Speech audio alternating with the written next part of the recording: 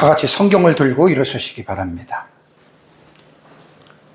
봉독해 드릴 하나님의 말씀은 창세기 36장 15절에서 19절입니다. 본문이 조금 잘못됐네요. 15절에서 19절 말씀까지를 제가 봉독해 드리겠습니다. 이것은 하나님의 말씀입니다. 에서 자손 중 족장은 이러하니라. 에서의 장자 엘리바스의 자손으로는 대만 족장, 오말 족장, 스보 족장, 그나스 족장과 고라 족장, 가담 족장, 아말렉 족장이니 이들은 에돔 땅에 있는 엘리바스의 족장들이요 이들은 아다의 자손이며 에서의 아들 르우엘의 자손으로는 나핫 족장, 세라 족장, 삼마 족장, 미사 족장이니 이들은 에돔 땅에 있는 르우엘의 족장들이요 이들은 에서의 아내 바스맛의 자손이며 에서의 아내인 오홀리 바마의 아들들은 여우스 족장, 알람 족장, 고라 족장이니 이들은 아나의 딸이요 에서의 아내인 오홀리 바마로 말미암아 나온 족장들이라. 에서 곧 에돔의 자손으로 족장된 자들이 이러하였더라. 아멘. 네, 앉으시기 바랍니다.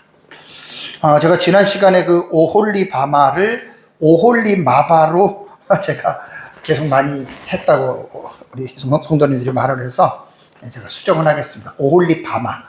설교 원고도 제가 어떻게 오홀리 마바로 써가지고 마지막 최종적으로 설교 원고를 점검하는데 이렇게 바마를 마바로 해가지고 많이 제가 수정을 좀 했습니다. 오홀리 바마입니다. 창세기 36장은 오전에 또 제가 9절에서 14절 말씀까지를 여러분들에게 말씀을 제가 드렸는데 창세기 36장 전체의 내용은 에서 곧 에돔의 톨로도트예요. 에돔의 족보예요. 그러니까 이 36장은 언약의 자손인 아브라함의 언약의 계열을 쭉 공부하다 보면 비언약의 계열이기 때문에 웬만한 사람들은 별로 중요하게 생각하지 않고 창세기 36장은 대충 이렇게 이렇게 얼버무리고 사실 넘어갑니다.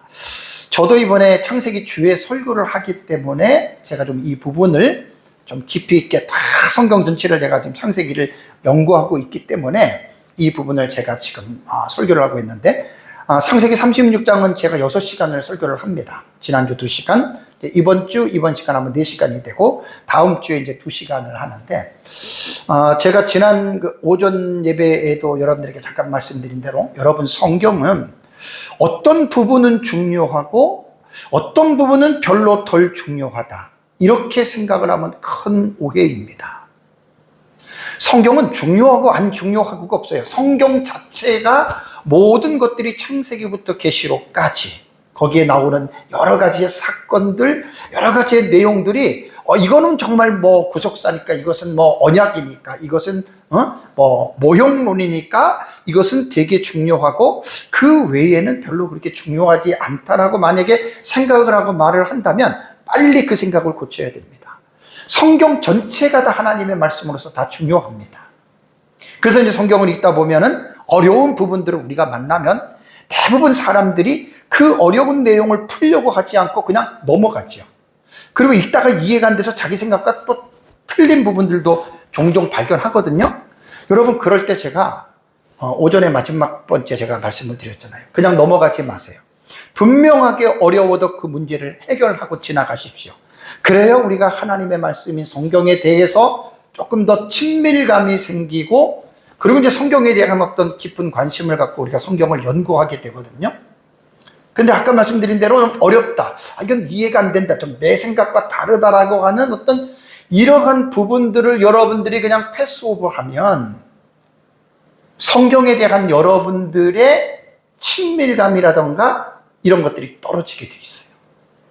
그래서 이제 성경에서 어려운 부분은 아예 배울 생각도 안 하고 자기가 깨달은 것만 중요하다고 해가지고 그런 부분들만 강조를 한다면 이거는 완전히 잘못된 방식입니다. 그래서 제가 창세기 36장 설교를 계속 준비하면서 전에 같으면 제가 이런 부분들은 사실 설교를 거의 안 했어요, 저도.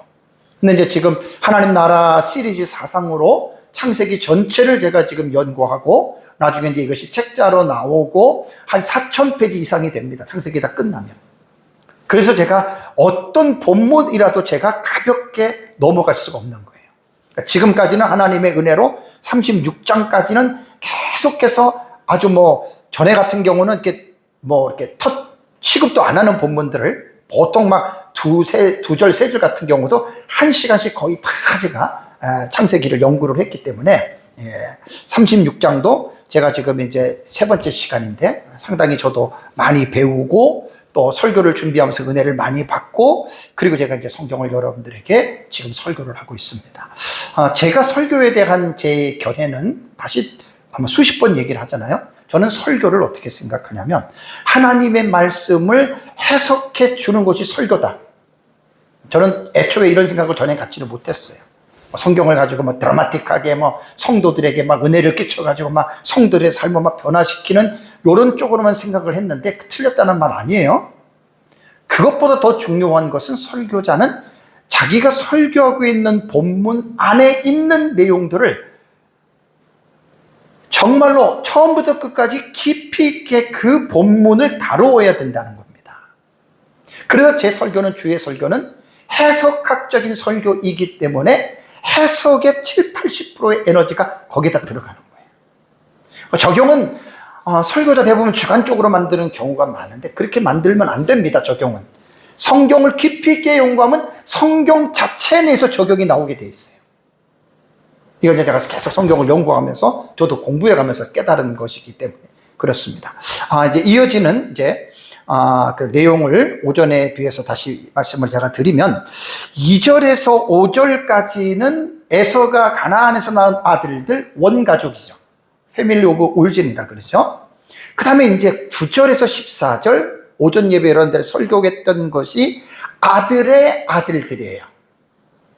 베네이예요. 아들의 아들들이니까 이거는 캘렌, 그 다음에 시스토리, 그러니까 시족의 가족사라는 거예요. 그 다음에 이제 15절부터 19절까지는 이번 시간에 설교하는 거 족장입니다. 족장. 히브리어로 알루프라고 하죠. 이게 이제 족장의 계보가 되고, 그 다음에 이제 다음 주 오전 예배 설교할 내용이 20절에서 30절은 호리 족속의 알루프입니다. 호리 족속의 족장입니다. 에서는 아브라함의 자손이기 때문에 그렇다고 언약 바뀌긴 하지만 호리 족속은 완전히 이방인이거든요. 근데 그 호리 족속의 이 족장의 족보에 대해서도 20절과 30절은 말을 하고 있습니다. 다음 주에 이 부분을 제가 이제 하나님 나라 사상의 관점에서 완전히 이방인이잖아요. 그죠? 네, 그들에 대한 어떤 이 족보를 어떻게 제가 여러분들에게 설교를 하는지 다음 주에 기대하시면 되고요. 그러면서 이제 31절부터 39절은 에돔 왕조입니다. 왕조. 그러니까 점점 어떻게 되죠? 에서로부터 시작한 이 족보가 가족, 씨족, 족장, 왕. 점점 확장이 되는 거예요. 점점. 이게 음악적 용어는 크레센도라 그러죠. 점점 커지는 거예요. 그래서 이제 왕족으로서의 에돔 민족을 에서 곧 그가 에돔이다. 이런 결론이 36장은 그 부분을 말을 하고 있고, 제가 계속 여러분들에게 설교를 하면서 36장에서는 강조하고 적용할 게 이겁니다. 하나님은 언약 안의 백성들만 사랑하고 언약 안에 있는 백성들만 복을 주시는 게 아니다. 언약 외에 사람들에게도 하나님이 되고 언약 외에 있는 민족에게도 하나님은 그들을 복 주신다. 이제 오늘 설교 마지막 이제 적용 부분에서 여러분들이 들어보시면 깜짝 놀랄 겁니다. 그래서 이제 36장은 그런 의미에서 25장부터 35장까지가 그 이삭과 야곱의 내러티브가 시작이 됐잖아요. 그죠? 완전히 언약 안에 찐 본문, 언약의 찐 본문이잖아요. 거기서는 언약을 벗어날래야 벗어날 수가 없었어요. 25장부터 35장까지는 찐 언약 본문이기 때문에 벗어날 수가 없었어요. 그러니까 언약에만 그냥 집중할 수밖에 없었어요. 36장에 딱 들어오니까 비언약 계열인 에서가 나오고 또 이 속에서 또 이방인이라고 말하는 세일의 호리 족속에 대한 이 톨로도시 나오잖아요. 여기서 이제 제가 오전에 말씀드린 대로 너무나 성경을 언약으로만 보고 언약이라고 하는 늪에 빠져버리면 마치 우물 안에 있는 개구리가 하늘은 동그랗다 이것밖에 못 보는 거예요. 그래서 하나님은 무한하시고 광대하신 분이시기 때문에 우리가 어떤 한 분야를 가지고 하나님이 이렇다라고 우리가 제한해서는 안 된다는 말입니다. 인간의 생각과 인간의 사상으로 하나님을 제한하지 말고 하나님은 무한하신 분이고 광대하신 분이시기 때문에 우리는 성경을 근거로 성경을 가지고 하나님의 그 범위를 여러분 우리는 이해할 수가 있어야 됩니다. 그래서 36장은 제가 전환되는 본문이에요. 새로운 어떤 그 장면으로 36장은 바뀌어지고 37장 2절에 들어가서 야곱의 톨로도시 나오죠. 50장까지입니다.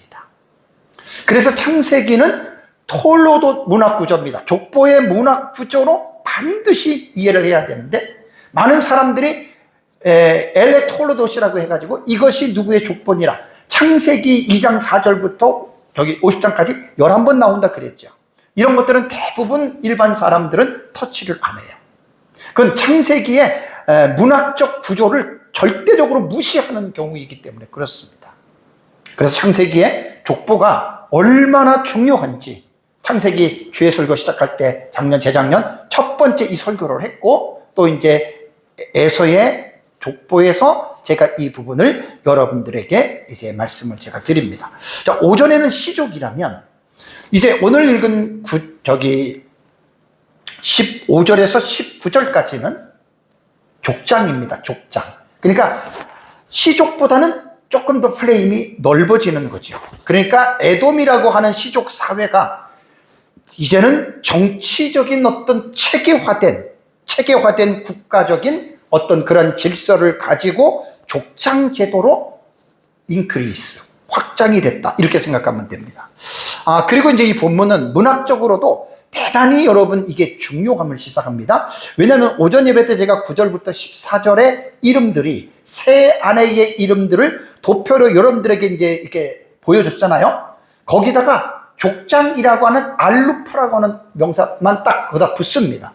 그러면 뭐 이게 뭐 정보 낭비 아니냐? 그냥 누구의 아들은 누군데 뭐 족장이다. 이렇게 하면 되지 않겠느냐라고 생각하시는 분이 있을 수가 있습니다. 근데 이거는 낭비가 아니에요.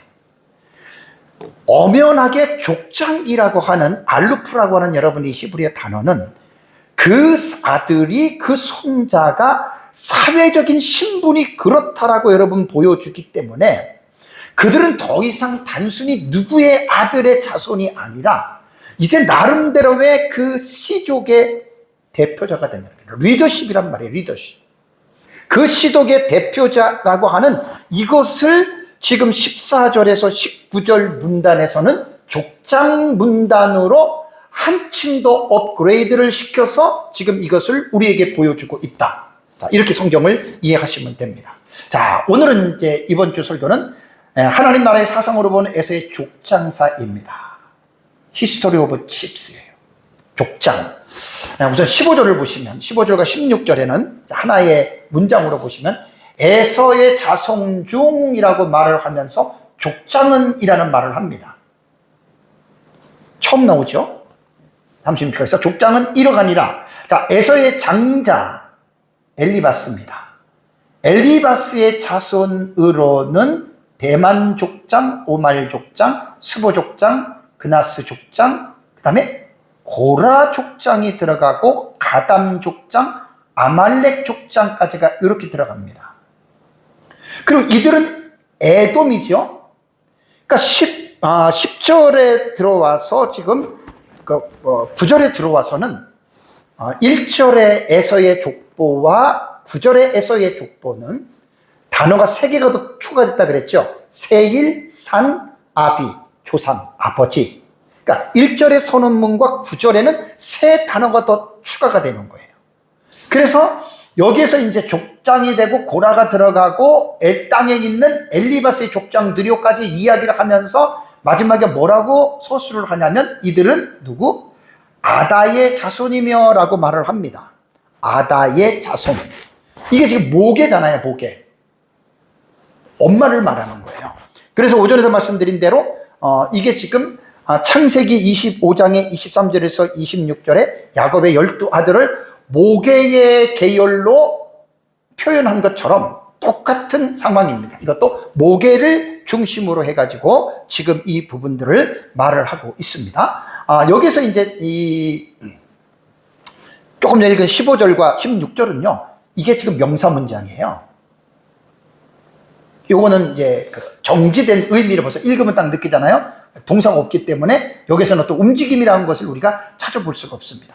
이 히브리어 구문론의 순서를요, 여러분, 15절의 말씀을 보면요, 세 구문으로 이것이 이제 구분이 됩니다. 이들은 에서 자손의 족장들이다. 이게 먼저 나오고, 그 다음에 에서의 장자 엘리바스의 아들들, 그리고 이어서 족장 알루프가 나오고 플러스 이름이 나옵니다. 요게 이제 7명의 족장이 쫙 나오잖아요. 그죠? 족장하고 이름, 족장 이름. 이렇게 해서 여기에는 접속사가 없습니다. 그렇게 탁탁탁탁 원문에는 그렇게 지금 나옵니다. 그래서 이제 15절에는 대만, 오말, 스보, 그나스에 대해서 말하고 16절은 고라, 가담, 아말렉 7명이 나오죠. 그죠? 그러면서 7명은 엘리바스라고 하는 아들의 아들이니까 이들이 바로 손자의, 에서로 말하면 손자의 계열이 되는 것입니다. 그래서 여기서 우리가 이제 중요한 게 뭐냐면 이제 족장이라고 하는 말이에요. 알루프. 처음 우리가 접하는데요. 이 알루프는 뭐 유순한 족장, 두목 이런 말인데 이 단어가 어휘의 변화나 연관 관계성을 보면 엘레프라고 하는 단어가 천이거든요. 천. 숫자 천이에요. 거기서 유래가 돼서 아마 이 알루프는 1000명의 우두머리를 뜻한다고 이렇게 우리는 바라봅니다. 뜻한다. 1000명의 우두머리다. 그래서 주석가들은 이제 이 족장이라고 하는 알루프를 현대 유럽의 어떤 공작 있잖아요. 듀크라 그러잖아요. 공작의 개념보다는 동방의 부족장이나 시족장에 가까운 개념으로 보는 거예요. 그러니까 이런 어떤 존칭으로 말하는 게 아니고 존칭으로서 호칭도 되지만 실제 정치와 사회의 대표권을 가진 시족의 리더십입니다. 우두머리를 말을 한다라고 이렇게 되어져 있습니다. 그래서 여기서 족장은 구약에서 거의 전적으로 요 알루프는요, 에돔에 대해서만 거의 사용을 했어요. 물론 스가랴 9장 7절, 12장 5, 6절에서 유다 지파에 은유적으로 사용된 것을 제외하면요, 거의 다가 에돔 자손에게 이 알루프라고 하는 이제 족장을 사용했다라고 하는 이제 이러한 것들을 우리가 이제 볼 수가 있습니다. 그래서 여기서 이제 우리가 오전에 이거는 사실 이게 제일 중요한 거예요. 제가 뒤에다가 요걸 놨는. 요거를 보시면 됩니다, 여러분. 지금 엘리바스를 말했잖아요. 그죠? 오전에 잠깐 말씀드렸잖아요. 아다의 아들이 엘리바스인데 그 엘리바스의 아들들이 대만, 오말, 스보, 가담, 그나스, 그 다음에 엘리바스의 첩, 딥나를 통해서 아말렉을 낳죠. 그럼 여기 지금 6명이란 말이에요. 6명. 그런데 여기서 우리가 읽은 데서 누가 지금 들어온다 그랬습니까? 고라가 툭 끼어 들어오잖아요. 고라가. 그래서 6명의 시족 대표가 나오는데 본문에는 고라라고 하는 이 이름이 들어와 가지고 지금 7명이 되는 거예요. 7명. 근데 이럴 때 여러분 우리가 이제 성경을 연구할 때 이럴 때 우리가 이제 어려움을 겪는 게 뭐냐면 이거 뭐야? 왜 이러지? 우리 이제 이런 생각이 드는 거예요. 자, 이 부분을 간단하게 제가 3가지로 간략하게 말씀을 드리면 여기에서 이제 하나의 의미를 든다면 엘리바스 가문 중에 지금 손자들이 지금 5명이잖아요. 그죠? 그리고 첩, 딥나가 난 아말렉까지 들어가면 6명이잖아요. 그러니까 한 가지의 해석이 뭐냐면 그 손자들 중에 고라라고 하는 손자도 뛰어난 손자가 있었다. 그가 고라 족장에 들어갔다. 이렇게 해석하는 것이 가장 그냥 수월하게 우리가 받아들일 수가 있고, 또 하나는 이 오홀리바마의 그 손자들 때에 내려가면 고라가 나와요. 그래서 그 학자들의 지금 해석이 뭐냐면 오홀리바마 계통의 고라 부족이 엘리바스 가문의 혼인을 통해서 흡수됐다. 그래서 그쪽이 됐고 이쪽이 됐다. 이게 두 번째 견해예요. 세 번째는 뭐냐면 사본을 필사하는 과정에서 필사자가 실수로 고라의 이름을 넣어서 등장했다. 이게 세 가지의 아주 합리적인 해석들이에요. 여기서 어느 것이 옳으냐 그런 우리가 판단할 수가 없어요. 그냥 저는 세 가지 중에서 마지막 세 번째 필사자의 실수는 저는 인정하고 싶지 않아요. 왜 그러냐면 학자들의 글을 보면은 70인역과 아람어 성경 온켈로스, 제가 지난번에 아람어 성경에 대해서 말씀을 드렸죠. 여러분들은 이게 처음 듣는 말이에요. 웬만한 사람들은 온켈로스, 그다음에 예루살라미 같은 그 아람어 성경이 두 가지 계열이 있거든요. 저도 공부를 하면서 배운 거예요. 그 온켈로스에 보면 고라 이름이 있어요. 70인역에도. 그러니까 이것을 어떤 필사자의 실수다, 이거는 상당히 위험합니다. 그러나 이제 사마리아 오경에는 고라가 없다고 그러더라고요. 이런 것들은 이제 사본을 다루는 학자들이 사본상의 이독이라 그래요. 사본들끼리 다르거든요. 사마리아 오경에는 없는데 온켈로스에는 있고, 그 다음에 우리 마소라 텍스틴 구약 여기도 있어요. 이걸 사본상의 이독이라 그래요. 이거는 제 실력으로 이거는 평가할 수가 없고 학자들의 글들을 의존할 수밖에 없는데, 보통 세 가지는 이런 것입니다. 어쨌든 우리는 실수로 보지 않습니다. 가장 제가 좀 인정하고 싶은 게 뭐냐면 그냥 이 엘리바스의 후손들 중에서 뛰어난 어떤 한 사람이 족장이 될 만한 어떤 리더십을 가진 사람이 등장을 했는데, 그 사람의 이름이 마침 오홀리바마의 손자들 중에 있는 똑같은 고라 이름이다. 이렇게 생각하면 전혀 문제가 될 게 없습니다. 그 다음에 이제 아말렉 족장에 대해서 제가 좀 설명을 해야 됩니다. 왜냐하면 아말렉은 엘리바스의 정실이 아니죠. 그죠? 분명히 첩이라고 명시를 했고 그 이름을 딥나라고 했습니다. 아까 첩 이름 딥나를 말할 때에 12절에 히브리어 본문을 보면은 동사가 나오고 주어가 나와야 되는데 12절에는 어떻게 됐다 그랬어요? 도치가 됐어요. 주어가 앞으로 툭 튀어나와요. 딥나가. 그 다음에 이제 동사가 뒤로 밀려요. 이건 왜 그렇죠? 앞으로 튀어나온 그 품사를 강조하는 거예요. 그러니까 딥나를 강조하는 거예요. 딥나가 첩인데 왜 딥나를 이렇게 강조할까? 그가 낳은 아들이 바로 아말렉이다. 그래서 여러분 강조를 하고, 이번 시간에는 제가 좀 아말렉에 대한 설명을 조금 하겠습니다. 아말렉은요, 훗날에 후문맥이죠. 창세기 출애굽기를 들어가면 이스라엘의 숙적이 됩니다. 그래서 이제 이미 출애굽기를 알고 있고 신명기를 알고 있는 분들은 딱 우리는 읽으면 이 아말렉이 그 아말렉 아니야? 맞아요. 자, 출애굽기 17장 8절에서 16절을 보면은요, 이스라엘 백성들이 애굽에서 430년 있다가 광야에 나왔어요. 자, 광야를 걸어가는 중에 어떤 후미 뒷부분에서 아말렉이 이스라엘 백성들을 칩니다. 근데 그때가 이스라엘이 힘들 때거든요. 그 힘들 때 아말렉이, 그리고 지금 아말렉은 누굽니까? 이게 지금 에서와 야곱의 형제지간의 후손들이잖아요. 그죠? 그 형제지간의 후손들이라면 서로 사촌관계니까 충분히 좋게 지낼 수 있는 관계잖아요. 아무리 시간이 많이 흘렀다 하더라도. 근데 그런 게 없는 거예요. 그래서 아주 아말렉은 특별하게 지금 이 부분이 나오는데, 그래서 이제 전쟁이 싸우기 시작한 거예요. 여러분들 기억나시죠? 출애굽기 보면은 모세가 산에 올라가서 기도하는데 손을 들면 어떻게 해요? 이스라엘이 이기고, 손을 내리면 또 이스라엘이 밀리는 거예요. 그래서 아론과 훌이 돌을 갖다가 놓고 모세를 돌에 앉히고 양쪽에서 손을 둘이서 들게 했죠. 그죠? 그래서 결국 이스라엘이 아말렉을 진멸하고 그리고 이겼다는 말이에요. 그래서 출애굽기 17장 6절에는 여호와께서 아말렉과 더불어 대대로 싸우리라. 이 말이 의미가 뭔지 아십니까? 계속해서 하나님은 아말렉과 싸우신다라고 하는 그 말입니다. 그리고 이제 이 내용을 모세에게 책에 기록하라. 그래서 여러분 모세 오경에 이 아말렉에 대한 내용이 여러분 기록이 되어져 있는 거예요.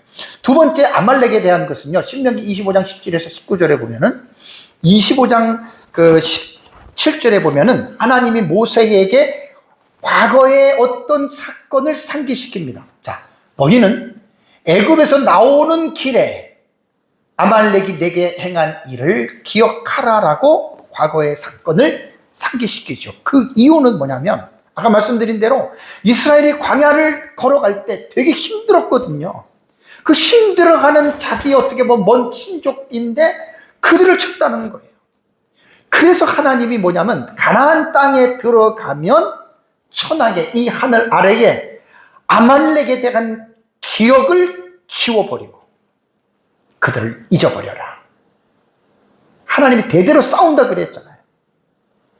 그것은 뭐냐면 아말렉이 하나님을 두려워하지 않았던 거예요. 왜냐하면 이스라엘은 하나님의 언약의 자손이잖아요.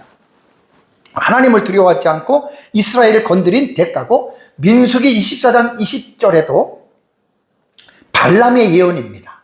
모압 그 광야에서 발람의 예언할 때 이런 예언을 합니다. 아말렉은 나라들의 으뜸이나 종말은 멸망에 이르리로다.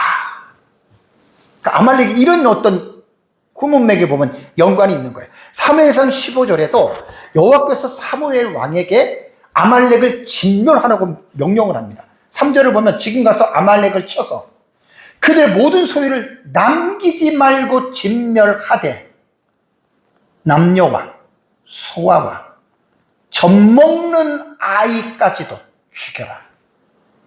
우양과 낙타와 나귀 가축까지 죽여라. 어떤 사람들은 이렇게 보면 하나님이 왜 이렇게 잔인하실까? 어떻게 젖먹는 아이를 죽이라고 할까? 죄 없는 양과 낙타와 나귀를 왜 죽이라고 하실까? 이게 아말렉을 말하는 거예요. 아말렉. 그러니까 우리가 신명기나 출애굽기나 사무엘상을 볼 때 아말렉이 나올 때는 반드시 아말렉은 창세기 36장에 그 아비멜렉의 엘리바스의 첩의 아들이 바로 아말렉이다. 요거를 여러분들이 연결해서 생각을 하시면 됩니다. 그러면서 이제 에스더서에 보면 하만 나오죠. 그죠? 하만이 아각 사람이에요. 아각 사람이 뭐냐면 아말렉의 족속의 왕 아각의 후손이에요. 하만이 이스라엘 백성들을 완전히 몰살시키려고 했잖아요. 그래서 이 아말렉은요, 성경에서 보면은 하나님 나라의 백성에 대해서 계속해서 대적하는 원형으로 나옵니다. 원형. 아키타입이라 그러죠. 원형. 이 계속해서 하나님의 나라, 그러니까 세상 나라와 하나님의 나라의 충돌 가운데에 세상 나라를 대표하는 세상 나라의 어떤 그 주체적으로 나타나는 개인과 가정과 민족이 있잖아요. 그게 바로 대표적으로 아말렉이라는 거예요. 그래서 지금 이 본문에서 딥나의 아들 아말렉이라고 하는 말은 여기서 제가 끝나는 게 이 족장까지 갔기 때문에 오전에는 시족이니까 그냥 아말렉을 이렇게 취급을 했지만 이제 오후의 본문에서는 이게 지금 뭐냐면 그 족장이 됐잖아요. 족장이 됐기 때문에 이미 하나의 어느 민족으로 어느 정도 그 지파가 이게 형성이 됐기 때문에 그래서 제가 지금 이 부분을 여러분들에게 말씀을 드리는 겁니다. 하나님 나라의 관점에서 본다면 세상의 민족의 형성은 단순한 어떤 존재한다라고 그게 아니고 하나님 나라의 백성들과의 관계 속에서 올바른 관계로 가느냐 아니면 아말렉과 같은 어떤 대적하는 그러한 세력으로 가느냐. 그래서 이제 그것을 미리 보여주는 복선적인 의미가 있습니다. 복선. 앞으로 일어날 일과 사건에 대해서 미리 깔아놓는 거예요. 미리 말하는 게 이게 복선이라고 이야기를 합니다. 그 단어를 제가 가끔 사용을 하죠. 자, 그 다음에 이제 17절을 넘어가면 에서의 아들 그 다음에 루엘의 자손으로는 그러니까 루엘이 나오잖아요. 그죠? 루엘의 자손으로는 나핫 족장, 세라 족장, 삼마 족장, 미사 족장. 오전의 말씀에는 족장을 빼놓고 루엘의 자손 나핫, 세라, 삼마, 미사 손자들을 이렇게 얘기를 한 거예요. 에서의 손자지요. 이들은 에돔 땅에 있는 루엘의 족장들이요. 이들은 에서의 아내 누구? 바스맛의 자손이다. 그러면 바스맛의 자손이다 그러면 이게 우리가 도표를 만들어 놓지 않으면은요, 여러분 이거 어려워서 이해가 안 돼요. 그래서 바스맛의 아내를 한번 볼게요. 얘가 포인트를 좀 집어넣어야 되는데, 바스맛의 아내다. 요거를 말하는 거예요. 지금 셋째 아내에. 오전의 설교를 기억하세요. 요 도표를 보셔야 이 36장에 여러분 이거 다 이해가 됩니다. 이거 모르면은요, 여러분 몇 번을 읽어보세요. 정리가 안 돼요. 저도 이거 정리하는데 되게 시간이 걸린 거예요. 왔다 갔다 하면서. 그래서 바스맛의 자손은 이렇게 됩니다. 바스맛의 자손은. 여기 또 이걸 봐야 돼요. 바스맛. 셋째예요. 셋째 부인. 그래서 바스맛의 아들 르우엘이 나하, 세라, 삼마, 미사. 이렇게 4명의 아들. 그러니까 에서로 말하면 뭐예요? 손자가 되는 거예요. 손자. 족장이 됐단 말이에요. 알루프. 그래서 족장이 이제 14명이 나오는 거예요. 여기 족장의 본문에서는. 요거를 여러분들이 잘 기억을 하시고 보셔야 이런 부분들이 이제 조금 이해가 쉽게 된다라고 하는 말입니다. 그런데 이제 세 번째는 이제 여기 18절입니다. 18절. 18절에는 오홀리 바마입니다. 마바가 아니라 자꾸만 제가 나도 모르게 마바라고 하는데 오홀리 바마예요. 오홀리 바마의 아들들은 여기서 특징이 뭐라 그랬어요? 여우수 족장, 얄람 족장, 고라 족장인이라고 말을 했습니다. 이들은 아나의 딸이다. 에서의 아내인 오홀리마바로 말미암아 나온 족장들이다라는 말이 나오죠. 그죠? 여기에 특징이 뭐라 그랬죠? 오전에 말씀드렸는데 손자가 아니고 어떻게 해요? 아들이에요. 여기는 아들. 앞에서 말한 두 여인은 아다와 바스맛은 손자들이 족장이 된 거고, 오홀리바마는 손자가 아니라 아들이 족장이 됐어요. 성경을 자꾸만 보세요. 처음에 여러분 읽으면 머리 안 남아요. 저도 수십 번을 읽은 거예요, 지금. 그래서 정리를 한 거예요. 그러니까 정리를 해놓고 표를 보니까 이제 이해가 되는 거예요, 이해가. 그래서 성경을 읽다가 그 어려운 본문들 있잖아요. 족보 이런 것들은 제가 말한 대로 이렇게 안 해놓으면 읽어도 몰라요. 금방 잊어버려요. 이렇게 딱 해놓고 여러분들이 이제 공부를 하시면 여러분 좋습니다. 여기서 이제 오홀리바마의 아들이다라고 하는 그 오전에 말한 그 아들의 족장, 알루프라고 하는 족장이 여기에서 딱 붙는 겁니다. 왜 그러면 여러분 이 부분에서 이렇게 말을 했을까요? 그 부분은 제가 여러분들에게 오전에도 말씀을 드린 대로 오홀리마바는 에서의 첫째 아내인데 시위족속이라 그랬죠. 시위족속은 에돔이라고 하는 세일산에 보면은 가나안 남부 지방과 이렇게 경계가 되어 있는 곳이에요. 그러니까 서로가 넘나들으면서 사는 거죠. 시위족속, 헷족속, 그 다음에 세일의 호리족속. 그럼 서로가 이제 이렇게 호전적인 사람들은 저 건너가서 살고 또 이렇게 가서 살다가 그러다가 이제 그 가문 속에서 오홀리마바가 에서의 첫 번째 아내가 됐다.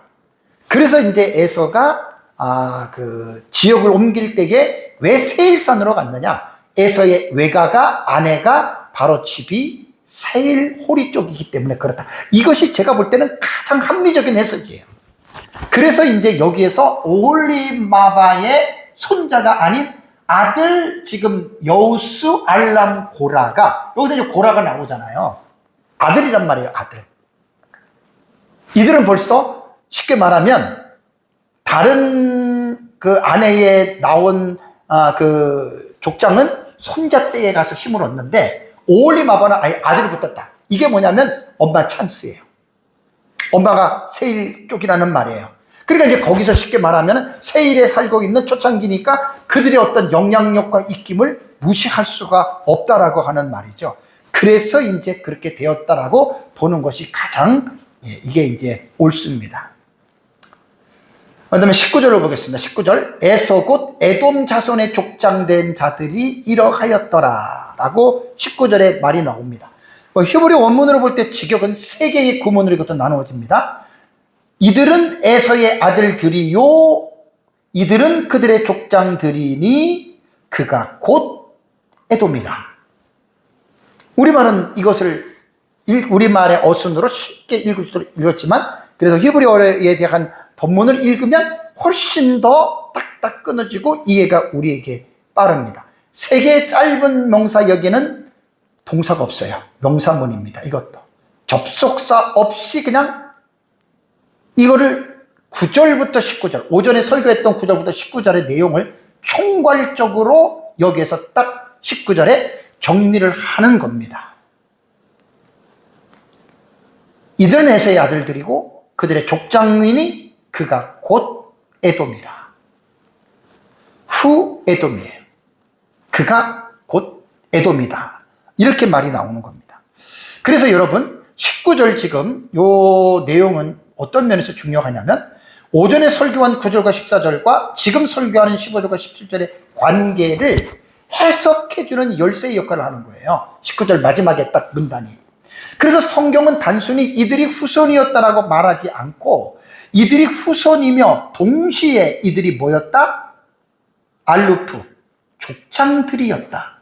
그러니까 14절에서 9절에서 14절은 그냥 후손이다, 그 시족이 되었다라고 말을 하지만 이 19절의 내용은 9절과 14절, 15절과 18절의 내용이 이들이 곧 족장이다 이렇게 말을 하는 거예요.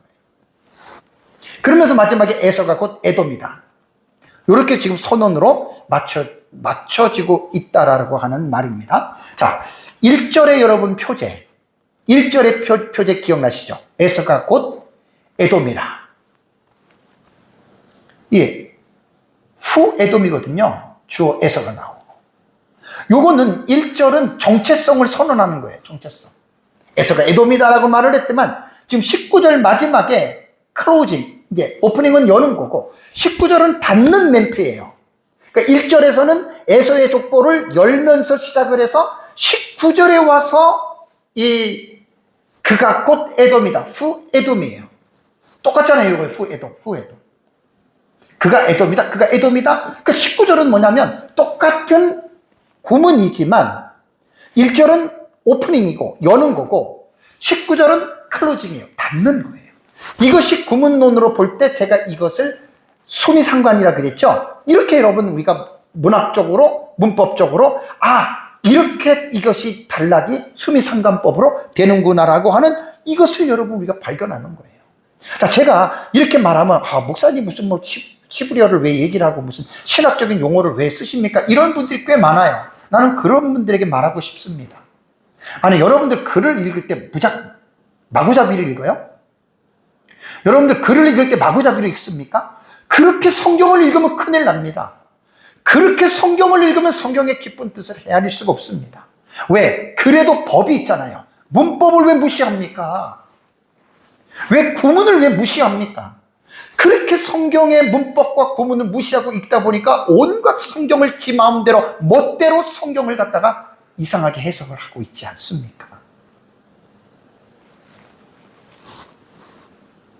그래서 1절과 9절은 수미상관 구조예요. 머리와 앞부분과 뒷부분, 머리와 꼬리, 수미, 상관, 관계가 있다는 거예요. 그래서 에서라는 한 개인이 어떻게 19절에 가면 에돔이라는 한 나라로 완성이 되어져 가는가. 수미상관입니다. 인클루시오예요. 너무 중요한 거예요. 그러니까 1절부터 19절까지는 이게 문맥 자체가 후에돔 1절은 열고 19절에는 후에돔 닫고. 그래서 1절과 19절은 하나의 큰 문맥으로 반드시 이 부분을 이해를 하고 중간중간에 여러분 문제를 읽고 나가야 된다는 말입니다. 참. 그래서 이제 이 부분에 있어서 창세기 39장은요, 창세기 39장은 창세기 36장은 에서의 톨로도트로서 2절과 5절은 가나안에서 세 아내를 통해서 5명의 아들을 낳았다는 원가족, 아까 말씀드렸어요. 그 다음에 9절에서 14절과 15절에서 19절은 에서의 후손이 이렇게 많아졌다라고 말하려고 하는 게 아닙니다. 물론 많아졌습니다.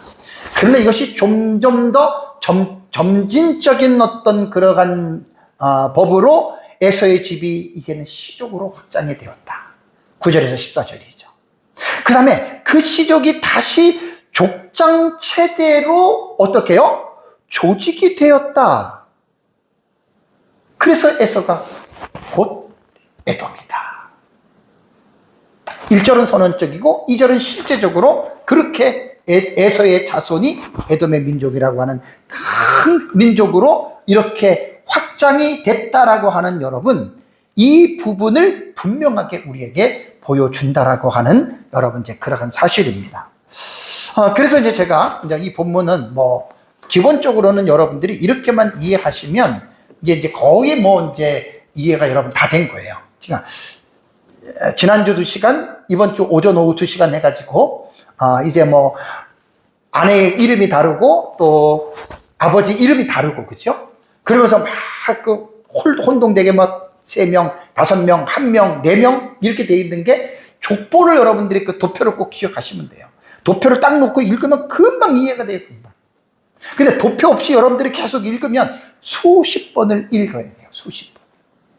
그러니까 수십 번을 읽는 가운데에 여러분들이 그렇게 나름대로 이렇게 머리에 체계를 시킨다는 것은 결코 쉽지 않아요. 저도 이 설교하면서 이거 도표 만드는데 시간 꽤 걸렸어요. 금방 뚝딱 만들어지는 게 아니에요. 26장을 몇 번을 보고 28장을 보고 36장도 초반부 중반부 있잖아요. 초중 지금 그다음에 마지막 부분 세 파트를 봐야 돼요. 세 파트를 계속 보다가 지난주에 하나네가 틀렸다 그랬어요. 이번에 이제 설교를 준비하면서 틀린 부분을 제가 나름대로 제가 이제 정리를 해가지고 그런 부분들에 대해서 제 나름대로 여러분 그것을 제가 또 이제 정리를 했습니다. 정리를 했기 때문에 여러분들은 이제 그 도표를 딱 해놓고 36장을 읽으면 금방 그런 부분들에 대해서는 여러분들이 아마 이해가 되실 것입니다. 그래서 결론적으로 이제 이런 거예요. 시간마다 몇 번씩 강조를 하는 거예요. 우린 이 본문을 통해서 뭘 우리는 느껴야 됩니까? 하나님은 언약의 자손들만 사랑하고 복을 주는 분이 아니다. 그거를 말하고 싶은 거예요. 첫째 시간에 이제 설교를 이렇게 제가 나중에 들어가서 다시 또 듣고 보니까 같은 의미를 3번이나 제가 반복을 했어요. 그래서 저는 다행으로 생각했어요. 왜 그런 줄 아세요? 36장에서는 그거를 꼭 우리가 발견을 해야 돼요. 언약의 하나님만이 아니다. 언약의 백성들에게만 복을 주는 하나님이 아니다. 이제 마지막 여러분 이제 저기 뒤에 제가 구약 본문 몇 개 가지고 기절할 겁니다. 애굽이 내 백성이요 아수르도 내 백성이라고 하거든. 이거를 우리는 빨리빨리 이걸 깨트려야 되는 거예요. 요즘의 신약시대 버전으로 말하면 예수 믿는 우리만 사랑하고 우리만 복을 주는 게 아니다. 이거를 빨리 고치셔야 돼요. 오전에도 몇 번 말했는지 모르죠. 지난주도 그랬죠. 36장 끝날 때까지 계속 제가 반복할 겁니다. 왜? 너무 중요하기 때문에. 혹시라도 그리스도인들 가운데에 구약시대 이스라엘 백성들이 선민의식에 대한 배타적인 잘못된 생각을 가지고 있었잖아요. 그것이 그들은 하나님으로부터 버림을 받는 계기가 됐기 때문에 그래요. 오늘날에도 교회 다니는 구원받은 사람들, 저 사람들은 불신자고 전대 예수님도 안 먹고 저 사람은 지옥 갈 사람이고 저 사람은 저주받을 사람이야. 이렇게 해가지고 불신자라고 해가지고 우리가 사람을 막 무시하는 경우가 있거든요. 여러분 그 회개하셔야 됩니다. 반드시 회개해야 됩니다.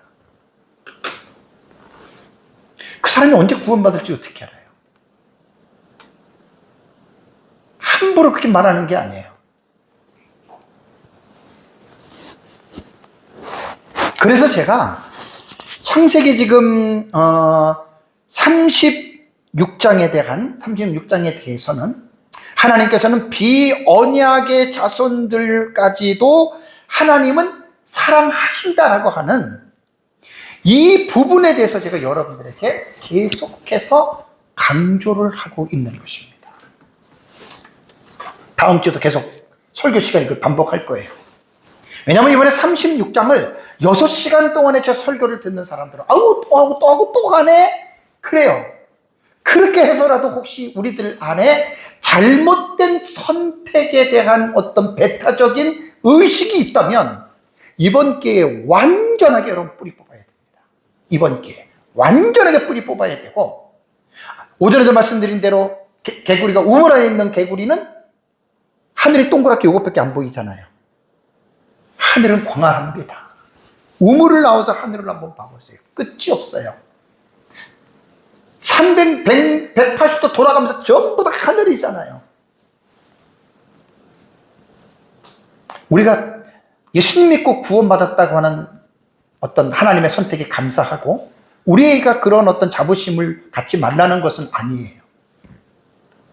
그러나 그 자부심이 하나님이 왜 우리를 구원해 주셨는지에 대한 그 의도를 모르고 특권의식만 내세우게 되면 구약시대 이스라엘 백성들과 별다를 바가 없습니다.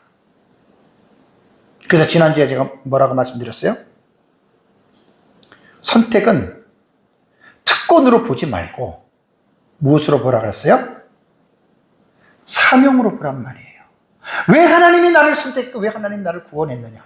마지막에 제가 얘기합니다. 복음을 전하라고, 하나님의 나라의 복음을 전하라고 하나님 우리를 선택한 거예요. 선택받았다는 특권의식에만 빠져 있으면 잘못된 겁니다. 이제 9절과 14절, 그 다음에 이제 15절에서 19절의 말씀을 제가 이제 정리해서 여러분들에게 말씀을 드립니다. 자, 우선 첫 번째는 9절에서 14절 오전의 설교는요, 뭐뭐의 아들, 딸이라고 하는 관계를 말하면서 그 문장에서는 동사가 포함이 됩니다. 동적 출산의 서사. 그러니까 쉽게 말하면 그 본문 속에서는 낳았다라고 하는 동사가 있기 때문에 글을 읽으면은 움직임이 그 글 속에서 표현이 되는 거예요. 그런데 15절과 19절은 동사가 포함되지 않아요. 순수 명사 문장입니다. 36장 1절이 명사 문장이라고 그랬죠. 명사 문장은 동적인 구조예요. 움직이지 않아요. 요 차이가 있고요. 두 번째는 9절과 14절 오전의 설교는 모계를 중심으로 묘사했죠. 그러면서 거기에는 정실과 첩을 분명히 구분했습니다. 첩, 뒷나라고. 근데 15절과 19절은요, 북의 중심입니다. 모계가 안 나오잖아요. 그죠? 그죠? 정실과 첩의 구분 없이 동일하게 알루프예요. 족장이에요. 이게 이제 전문맥과 후문맥, 오전과 오후 예배의 이게 지금 특징을 우리가 그 문맥 속에서 발견해내는 거예요. 6가지 제가 정리를 했어요. 세 번째는 9절에서 14절은 후손의 지도를 보여준다면 지도예요. 이번에 설교하는 15절과 19절은 후손의 제도화를 시킵니다. 완전히 체계화를 시킨다는 그 말이에요. 그래서 9절에서 14절은 누가 누구에게서 태어났는지를 말한다면 목의 중심으로 말했잖아요. 15절과 19절은 그 동일한 인물들이 어떤 지위를 가지고 있느냐, 포지션이 뭐냐, 이거를 지금 말해주는 거예요. 그러니까 이게 뭐냐면 9절과 14절의 내용과 15절과 19절의 내용은 똑같은 이름에 족장만 붙었네 이렇게 생각하잖아요. 그건 좁게 보는 거예요, 성경을. 깊이 보면은 그 인물들이 알루프라고 하는 족장은 지위를 말하는 거예요. 포지션을 말하는 거예요. 시족에서 완전히 족장으로 연맹체가 되는. 이번에 36장을 제가 연구를 공부를 하면서 이런 은혜를 많이 받습니다. 이런 것들을 전에는 저도 별로 중요하지 않는 본문에서 탁탁탁 넘어가다가 성경을 계속 연구하면서 아까 말씀드린 대로 성경은 중요하고 중요하지 않는 본문 없습니다. 그렇게 생각하면 그 사람이 조금 이상한 사람입니다.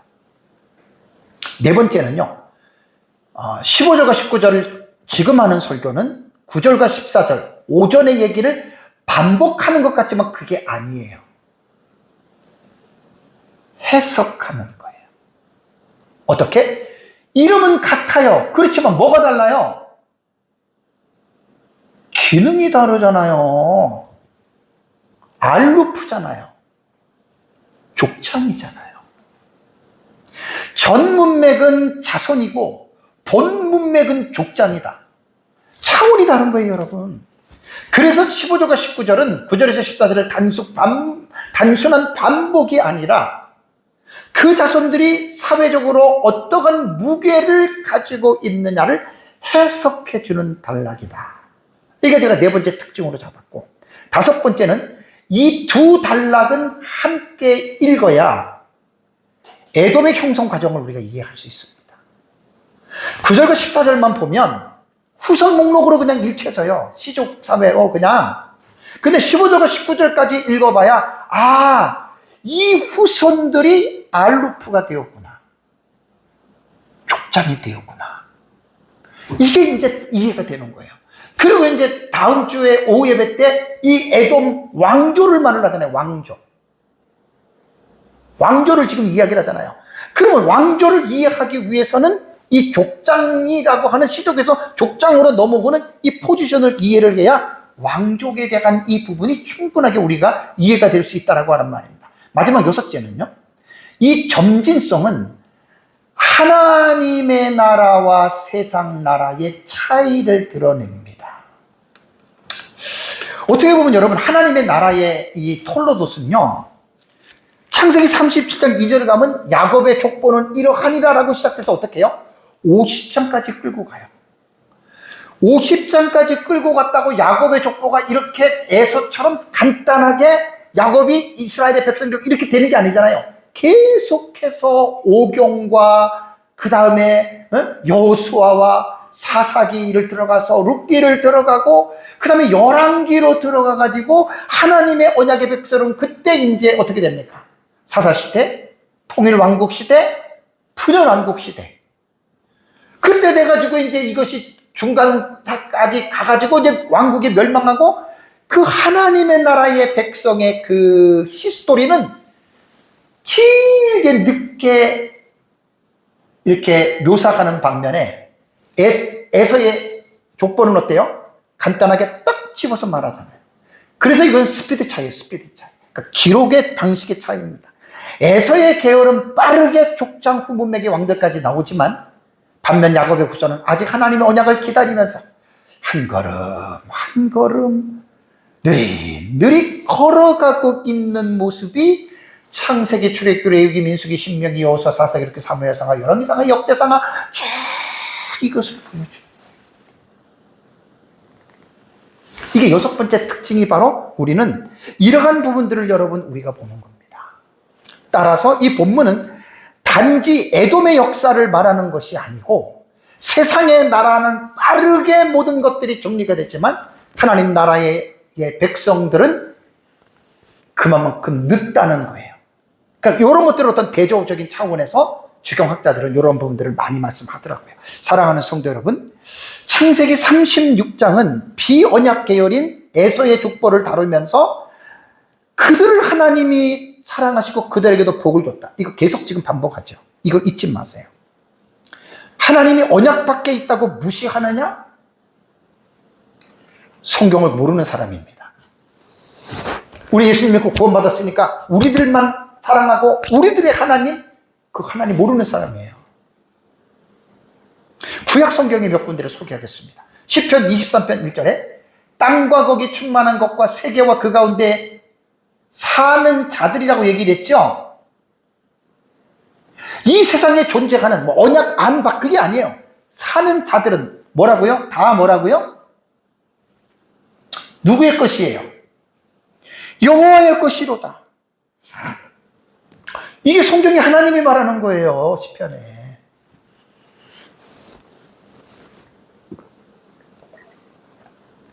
언약의 하나님만 바라보면 틀리진 않습니다. 근데 하나님은 언약만의 하나님이라고 말하면 그 틀린 말이에요. 세계와 그 가운데 사는 자들 다 여호와의 것이에요. 하나님은 모든 사람을 하나님의 형상과 모양대로, 젤렘과 네무트입니다. 네무트예요. 하나님이 창조주이십니다. 믿지 않아도, 지옥을 간다 하더라도 하나님이 창조주이십니다. 언약의 백성만 통치하고 언약의 백성들의 하나님만이 아니고 비언약의 사람이라 하더라도 인간은 하나님에 의해서 출생을 하게 됐다. 물론 죄인으로 출생을 했죠. 죄인으로 출생했기 때문에 복음을 통해서 구원을 받아야 되죠. 그것을 우리가 해야 될 사명이라는 겁니다. 다음에 더 놀라운 것 한번 볼까요? 19장 25절 보세요. 이사야서. 자, 이는 만군의 여호와께서 복 주시며 이르시되 내 백성 애굽이여, 내 손으로 지은 아수르여, 나의 기업 이스라엘이여, 복이 있을지어다 하실 것이다. 물론 이것은 성경의 문맥적으로 종말에 바라보는 하나님의 관점일 수도 있고, 애굽인들이 얼마나, 아수르와 애굽이 얼마나 하나님의 백성들을 괴롭혔습니까? 근데 만군의 여호와께서 애굽을 내 백성이라 그래요. 아수르도 내 손으로 지었다 그래요. 이스라엘은 내 기업이라고 말을 해요. 복이 있을지어다, 모두에게 하나님 다 이렇게 말씀을 하시는 겁니다. 그러니까 지나친 언약에 편협적으로 늪에 빠지게 되면 언약만 보여요. 잘못 본 겁니다, 성경. 요나서 4장 1절에 하물며 이 큰 성읍 니느웨에 좌우를 분별하지 못하는 자가 12만 명이 있습니다. 가축도 많이 있습니다. 내가 어찌 아끼지 아니하겠느냐. 그래서 요나를 보낸 거예요. 니느웨 사람들이 하나님의 선민입니까? 이방인이잖아요. 큰 성읍에 12만 명이 살아요. 그들을 심판하기 전에 하나님이 요나를 보내지 않았습니까? 그러니까 우리가 성경을 편협적으로 언약의 하나님, 언약만 들어가면 성경을 잘못 본다 그래요. 우물 안에 개구리가 되는 거예요. 오늘날에도 또 말씀드립니다. 우리만 하나님이 구원했어, 예수님을 통해서. 그럼 저 사람들은 구원 안 했나요? 아직 구원의 역사는 마무리되지 않았습니다. 그리고 시편 47편 7절 8절에도요, 하나님은 온 세계의 왕이심이라. 킹 오브 킹이에요. 하나님은 왕 중의 왕이에요. 모든 나라의 왕이에요. 우리 하나님을 믿는 우리들만의 하나님이 아니라고요. 왜 그렇게 하나님을 좁게 그렇게 하나님을 보시냐는 얘기예요. 이렇게 좁은 하나님에 대한 관점을 갖고 있으니까 우리도 나도 모르게 불신자들을 무시하고 불신자들을 욕하고 불신자들을 저주하는 것이 아닙니까? 그 사람은 하나님을 잘 모르는 사람이에요. 어떻게 보면 구약시대에 선민의식의 배타적인 의식을 가지고 있는 이스라엘 백성 똑같아요. 그리스도인이랑. 하나님은 온 세계의 왕이십니다. 이렇게 착각하는 사람들, 이제 창세기 36장 제 설교를 들으면서 반드시 빨리빨리 정리를 하셔야 돼요. 마태복음 5장 45절에 보면 이같이 한즉 하늘에 계신 너희 아버지 아들이 되리니 쭉 하면서 이는 하나님이 그 해를 악인과 선인에게 비추시잖아요.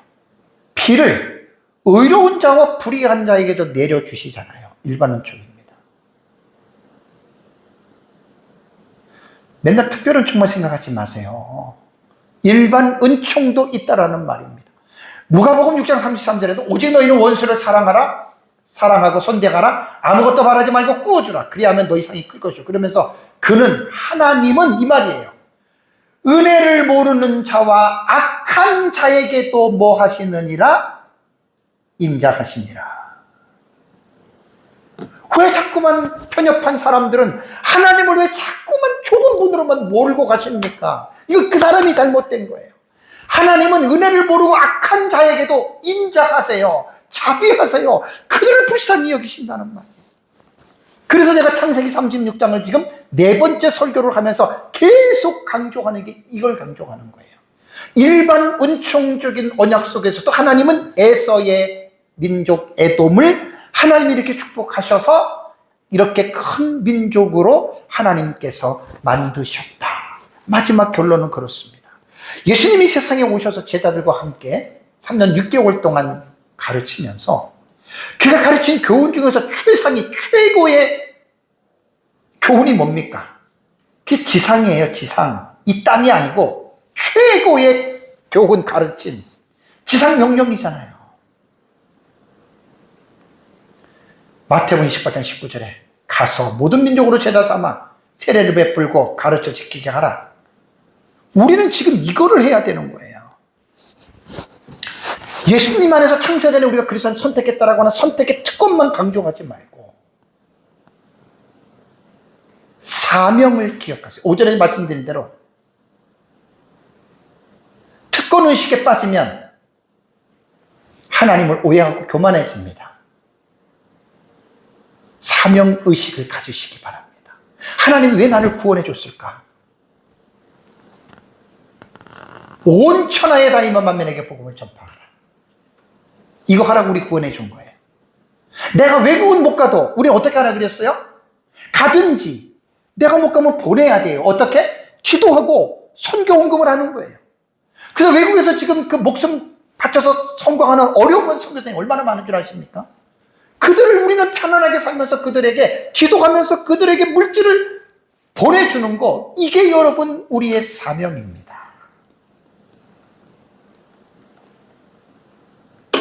다 같이 우리 말씀을 생각하면서 기도하겠습니다. 특권의식에 매몰되면 안 돼요. 특권의식에 빠지면 큰일 나요.